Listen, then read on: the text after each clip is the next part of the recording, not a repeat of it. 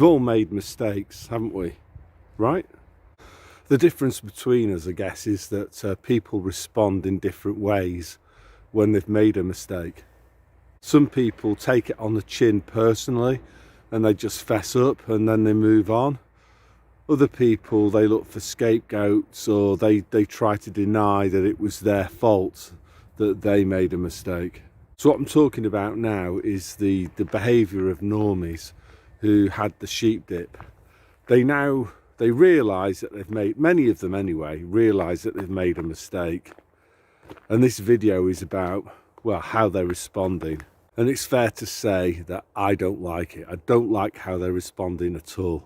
It's a wind up. So the story starts yesterday when I'm on this conservative woman website. If you just Google it, you'll find it. And they had an article there about the harms caused as a result of going to the Britney Spears and the Boosters concerts. And underneath the article, they have like readers' comments. And, you know, for me, like all of these things, I'm far more interested in what other people have said than the actual article.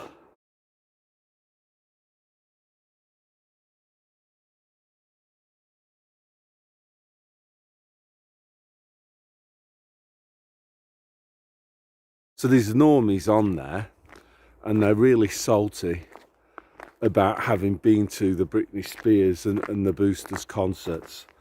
And what they're trying to say, or they're trying to argue with anybody who will listen, is that it's not their fault that they chose of their own free will to go to the Britney Spears and the Boosters concerts, and it's all not fair because they've got harmed as a result of going to the Britney Spears, and it's got nothing to do with any of the decisions that they made. It's all on other people, you know, like Jill Bates and Klaus and, I don't know, Tony Blair, or they're just lashing out, you know, trying to blame other people for a decision that they alone made.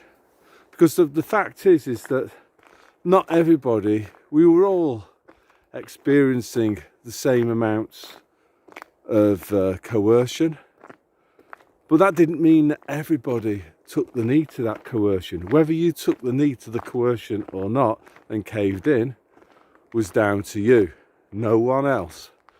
And what you can say is that it wasn't inevitable that you took the knee, because there were plenty of people like me who lost their careers rather than taking the knee to the Britney Spears and the Boosters. So there was, in no sense at all can you claim that the coercion made it an inevitability that you had to go to the Britney Spears and the Boosters. You chose to do it. Not everybody chose to do it, but you did. And now you're bearing the consequences of a decision that you made. So a variation on a theme that I've come across quite a few times is that, like I didn't make a mistake because it wasn't fair, because I was deceived. So, deceived by what? So sometimes they'll say, well, I was deceived because I was in a state of fear. I really thought that Divok was deadly. Now, the thing about this is that it doesn't stand up to any scrutiny. All the information needed to ascertain that Divok was a nothing burger was in the public domain at the beginning, in the middle and in the end. You know, so if we think about the cruise ship, let's reverse it here, the Princess Diamond, packed full of oldies. I think it was moored somewhere off a port in Japan, wasn't it? Like tons and tons of oldies. And these were the people who we were told most at risk of Divok. And I would imagine on most of those cruises there's quite a few of them that peg out just because of their age and stuff. So, but hardly any of them pegged out of the deadly Divok, proving that Divok wasn't so deadly after all. Then if we think about the timeline, you know, you can think about spring 2020, March 2020. That's when the Divok hoax began, and it was supposed to be deadly, wasn't it? And then the Britney Spears concert tours began in England in January 2021. So for the best part of 9 months, the deadly Divok was running rampage through Britain. But nobody knows of people of a reasonable age who died of it. You know, of course, you know, human beings routinely die. I think in Finland, the average age of women dying after the amplification test, you know, the RCP test, you know, that one, it's 87, right? So yeah, some people died, but actually the total number of people checking out in 2020 was actually quite low. It certainly wasn't indicative of a people's pantomime situation, was it? And this information wasn't hidden away. It was all in the public domain, yeah? So I therefore reject any assertion made by any normie to the effect that, oh, I went to the concert because I was genuinely afraid of Divok, right? Because sorry, all the information that would reject that hypothesis was in the public domain. So that's out. A second one that you'll get from the old normies is oh well, the November Hotel Sierra and you know, the newspapers, they all lied about the Britney Spears and the boosters, and they said that it was safe and effective. Right, so 2 points on that. First one is just like very, very logical. So the first Britney and the Boosters concert stores started in January 2021. The Divok arrived in March 2020.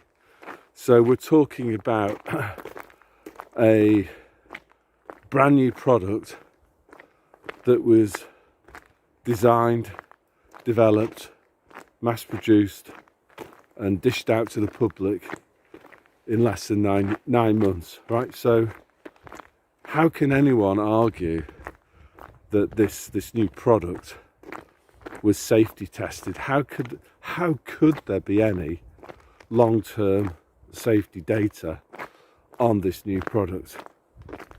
So again, I'm not going to have it from people that, oh, we were told it was safe and effective, so therefore it must have been, so therefore I was conned. You know, we're not talking about rocket science here.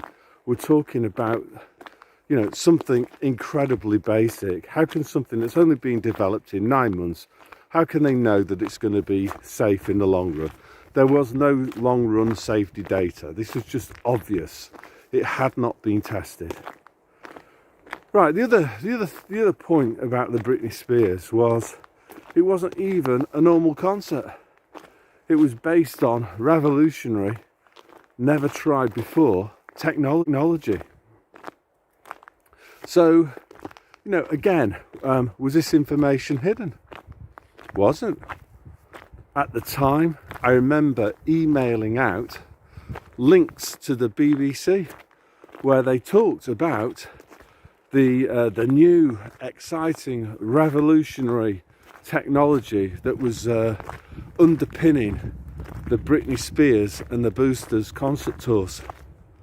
So again, people who say, oh, we didn't know, we were taking an untried, untested, revolutionary product, I have to say to you, you're talking nonsense, because that information was in the public domain.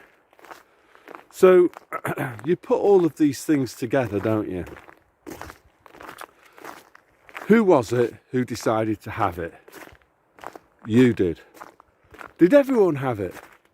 No, not everybody had it. I'd say in Britain, at least 30% of the population never even had one, and they were exposed to the same external circumstances as you. So they never had it. There was coercion. Was there informed consent? I believe there was informed consent, actually, because all the information about the lethality of Divok and the nature of the substance, that was all in the public domain. So if you chose to have that, that's on you. Right, and the final thing that I want to say is that it wasn't just all about you. Your mistake didn't just affect you. It had huge consequences for other people. Maybe entrepreneurs who lost their businesses due to the criminal lockdowns. People like me that lost their careers because too many muppets went along with various bio-fascist mandates. So what I'll say to you is this, is just imagine a situation, cast your mind back to March 2020 and imagine Great Britain composed of entirely of people like me. So Boris announces compulsory wearing of your underpants on your head, yeah, and en masse everybody refuses. Do you think they would have tried to roll out the Britney Spears concerts if that had have happened? Do you think they would have been doing other psyops like Slava Ukraine and all the crazy stuff that's going on now between Israel and Palestine? Do you think they'd have tried that? I don't. If you'd have shown some courage, then all of this nightmare that you're living through now, net zero, all of that, that's going to hit you. And you emboldened them. You made them think, oh well, they've accepted this, let's keep pushing. So it's all this nightmare is on you, the compliance. You took your knee to biomedical fascism. You're salty because you're worried about the impacts of the poison inside your own body. Yeah. But what about the rest of us?